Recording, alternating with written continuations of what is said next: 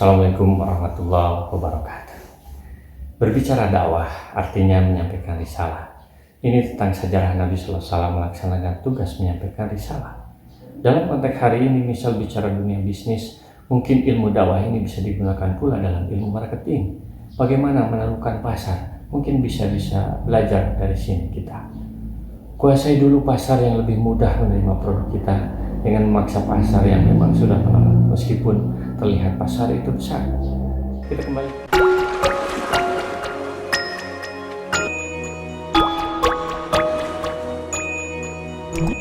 kembali ke kisah Nabi SAW dalam surat Abasa ini. Mereka sombong, merasa punya kuasa dan ketokohan.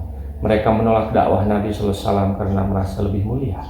Bahkan mereka menghalangi dan memusuhi orang-orang yang mendakwahkan Islam. Kutilal insanu ma akfar, binasalah manusia, alangkah amat kekafirannya. Kafir artinya tertutup. Orang yang kafir adalah orang yang tertutup dirinya dari kebaikan.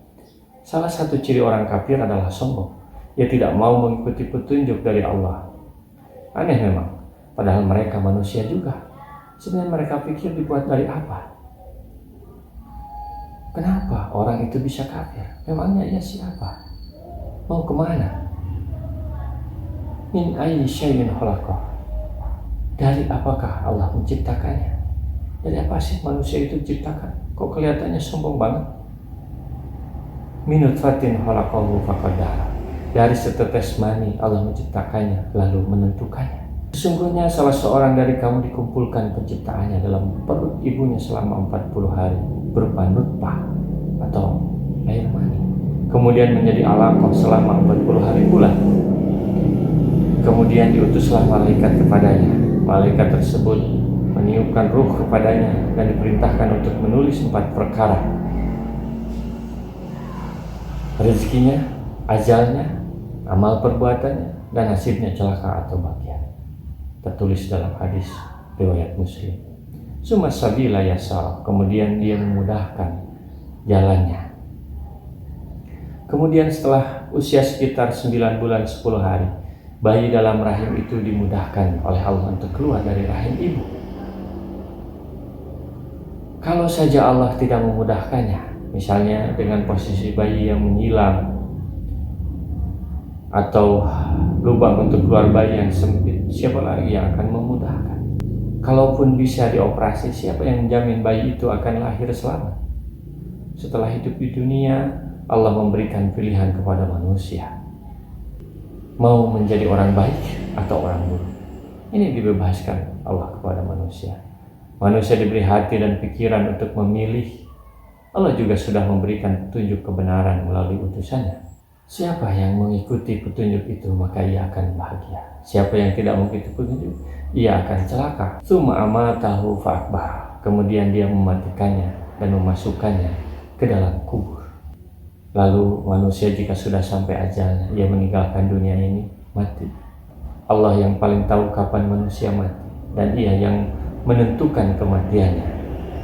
Setelah mati maka manusia pindah rumah ke alam kubur. Di alam kubur inilah manusia menunggu datangnya hari kiamat. Alam kubur ini terletak antara dunia dan akhirat. Summa idasa ansara. Kemudian bila dia menghendaki, dia membangkitkannya kembali. Hingga ketika sampai saatnya tiba, di saat Allah telah menghendaki, manusia yang berada di alam kubur itu dibangkitkan.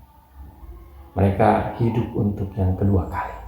Dari Abu Sa'id, dari Nabi SAW yang telah bersabda, tanah itu memakan semua agat tubuh manusia kecuali tulang ekornya. Seseorang bertanya, wahai Rasulullah, seperti apakah bentuknya? Rasulullah menjawab, besarnya seperti biji sawi. Daripadanya lah kalian akan disusun kembali menjadi hidup. Hadis riwayat Ibnu Abi Hatim seperti tulis dalam tafsir Ibnu Katsir. Persoalannya orang kafir itu merasa sudah menunaikan semua tugasnya sebagai manusia. Benarkah demikian? Waktu kebangkitan itu Allah yang menentukan dan yang paling mengetahui, bukan manusia. Sehingga kalau ada yang berkata, loh katanya yang di alam kubur mau dibangkitkan. Mana nenek moyang kita yang sudah mati, kok belum dibangkitkan? Karena saat itu belum dibangkitkan. Biasanya orang yang kafir selalu menolak hari kebangkitan itu dengan berbagai alasan. Salah satu alasannya yang karena saat itu belum ada yang dibangkitkan tadi. Kalla lamma yahdima amara. Sekali-kali tidak demikian. Manusia itu belum melaksanakan apa yang diperintahkan Allah kepadanya.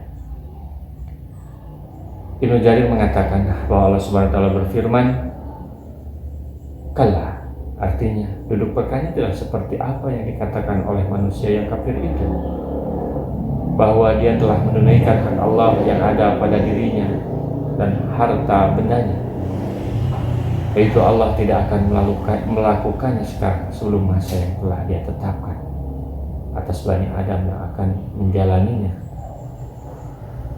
dan Bani Adam dikeluarkan di dunia ini sedangkan di penduduknya telah terbebani perintah Allah. Maka apabila hal yang telah ditetapkan oleh Allah itu habis, barulah Allah membangkitkan semua makhluk dari alam kuburnya. Jadi tidak seenaknya manusia, dan Allah menghidupkan kembali mereka seperti pada permulaan kejadiannya. Rasulullah SAW bersabda, baligu anni walau ayatan, sampaikan dariku meskipun satu ayat. Mari kita sebarkan jalan kebahagiaan dengan like, share, dan subscribe channel ini.